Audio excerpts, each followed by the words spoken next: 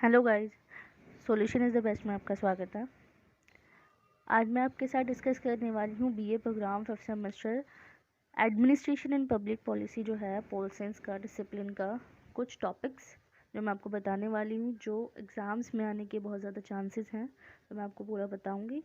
मेरे पास question paper नहीं आया है रेगुलर स्टूडेंट का, वो अवेलेबल नहीं है मेरे पास, वरना मैं आपके साथ वही क्वेश्चन पेपर डिस्कस कर देती।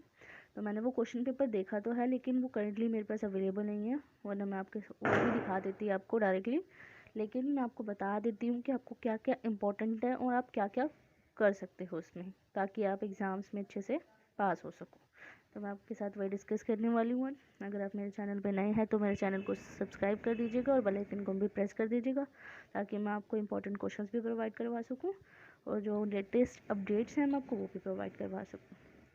मैंने जो इस बुक की सारे चैप्टर्स सारे यूनिट्स कवर करवा चुकी हूँ। मैं एक दो टॉपिक्स जो रह गए हैं वो मैंने कवर नहीं करवाए हैं, वो इम्पोर्टेंट नहीं लग रहे थे, इसलिए मैंने कवर नहीं करवाए हैं।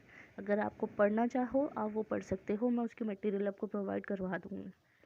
तो मैं आपको सिर्फ ये बता देती हूँ कि यूनिट 1, यूनिट 2, यूनिट 3 और यूनिट 4 4 यूनिट हैं आपके। इनमें से कौन कौन से इंपॉर्टेंट हैं जो एग्ज़ाम्स में पूछने के 100% चांसेस है, तो मैं आपको वही बता देती हूँ।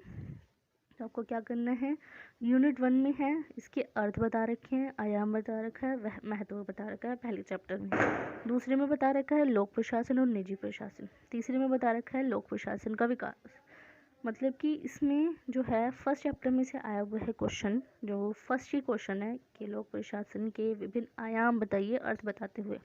तो आयाम का टॉपिक मैंने कवर नहीं करवाया है, वो रेगुलर स्टूडेंट में आ चुका है और कम चांसेस है इसके आयाम वाला टॉपिक आए इसमें।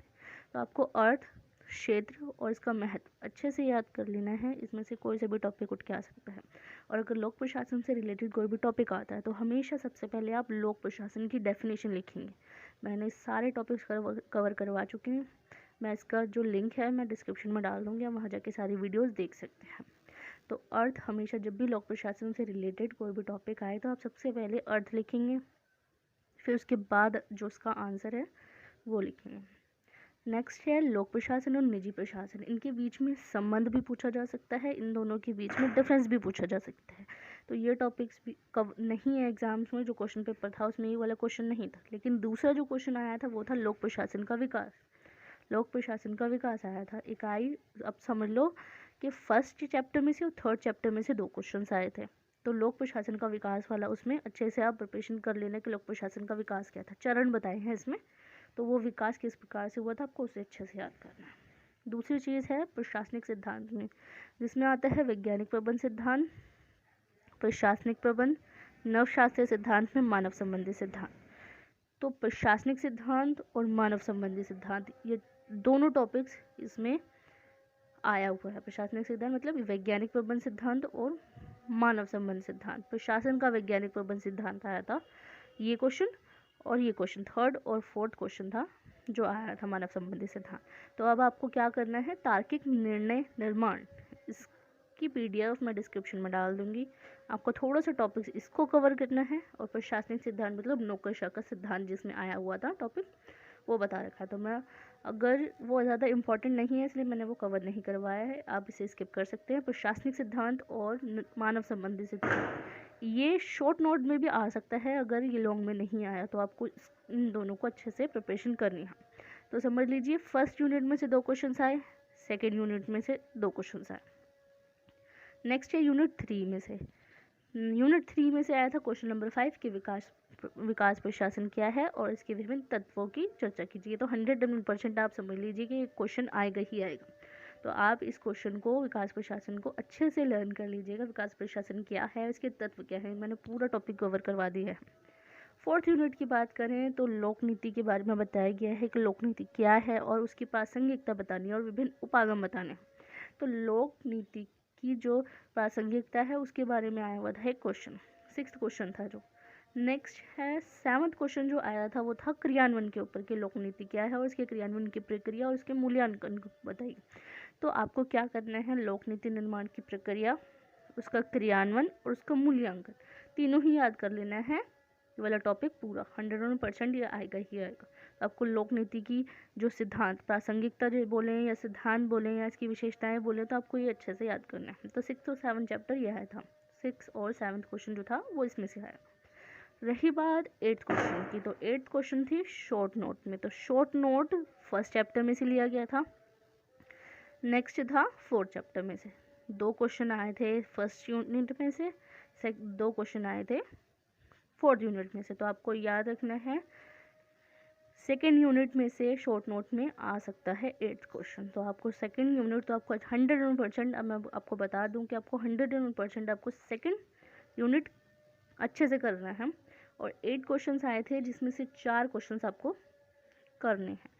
तो उसमें से 75 मार्क्स का क्वेश्चन था, जैसे कि अंडरस्टैंडिंग गांधी और हिंदी का जो क्वेश्चन पेपर आया था लास्ट टाइम, तो वो भी 75 मार्क्स का ही था। तो ये भी 75 मार्क्स का ही है। तो आपको अच्छे से इसको प्रिपरेशन करनी है इसकी। 3rd यूनिट तो आपको एक क्वेश्चन इसका तो 100% आएगा ही आएगा। आपको एक क्वेश्चन इसी से ही प्रिपेयर हो जाएगा 3rd यूनिट से, एक क्वेश्चन आपका प्रिपेयर हो जाएगा 1st यूनिट में, 2 क्वेश्चन प्रिपेयर हो जाएंगे। और जहाँ तक हम जानते हैं 2nd यूनिट और 4th यूनिट, इनमें से एक एक क्वेश्चन भी आएगा। तो आप इन दोनों को अच्छे से याद कर लेना। मैंने सारे टॉपिक्स कवर करवाए हैं, बल्कि ईजी लैंग्वेज में। तो आप डिस्क्रिप्शन में जाके मैं उसका लिंक दे दूँगी, वहाँ जाके देख सकते हैं। बहुत ईजी लैंग्वेज है, ज़्यादा कंफ्यूज होने की ज़रूरत नहीं है कि दोनों में से क्या करें क्या इंपॉर्टेंट है क्या नहीं है।